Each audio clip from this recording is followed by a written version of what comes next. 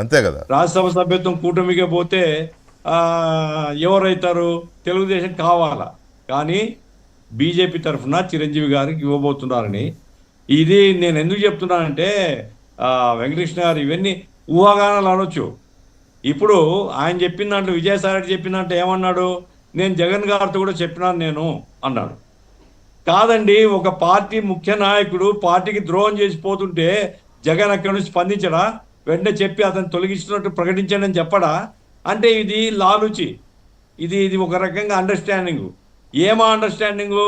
అయ్యా బీజేపీ వాళ్ళు చెప్పినారు, మరి నువ్వు బీజేపీకి వ్యతిరేకంగా పోదలుచుకున్నావా, ఉండదలుచుకున్నావా ఏమిటి?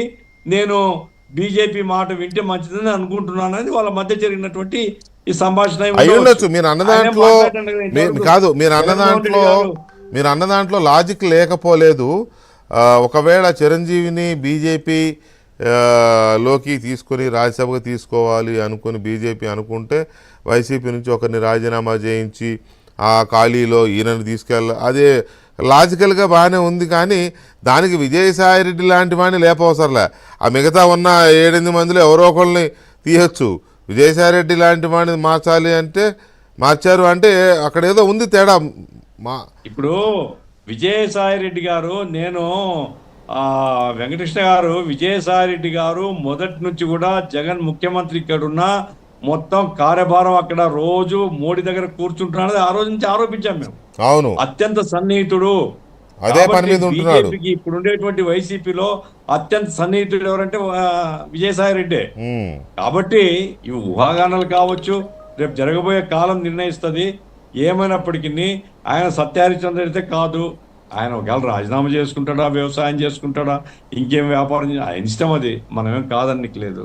కానీ ఆయన సత్యహరిచంద్రుడిని, నేను ఏమి తప్పు చేయలేదు, ఆ శాంతి భర్త ఉన్నాడు కదా, ఆయనతో మీరు తీసుకోండి ఇంటర్వ్యూ, ఆయన అబద్ధాలు చెప్తాడు లేదా చెప్తాడు ఆయన. మదన్ మోహన్. కాబట్టి ఇట్లాంటి విషయాలు ఆయన మర్యాదగా ఉండదలుచుకుంటే, నేను అయ్యా రాజకీయాలు తప్పుకుంటాను, నన్ను తిట్టే వాళ్ళు కూడా దయచేసి తిట్టొద్దు, మన్నించండి అంటే అయిపోయింది.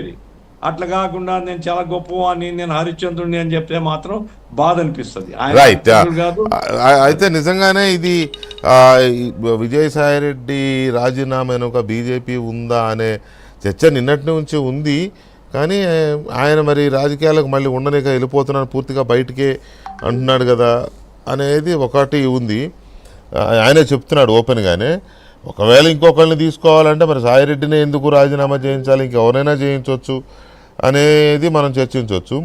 ఇవన్నీ కాకుండా అసలు విజయసాయి రెడ్డి రాజీనామా అనేది జగన్మోహన్ రెడ్డి, మీరు అన్న పాయింట్ కరెక్టే, 3 రోజుల నుంచి 4 రోజుల నుంచి చర్చ జరుగుతుంటే విజయసాయి రెడ్డి చెప్పినట్టు జగన్మోహన్ రెడ్డి గారికి ముందే చెప్తే మరి పార్టీ ముందే స్పందించాలి కదా, అది ఎందుకు స్పందించలేదు అని ఇప్పుడే తెలుస్తోంది. పార్టీ స్పందించిందని. వైసీపీ ఏమని స్పందించింది, వైసీపీ నాయకత్వం విజయసాయి రెడ్డి విషయంలో, అలాగే విజయసాయి రెడ్డి తర్వాత వైసీపీ పార్టీ ఎలా ఉండబోతోంది అనేది కూడా ఇంకొంచెం డీప్గా చర్చిద్దామండి.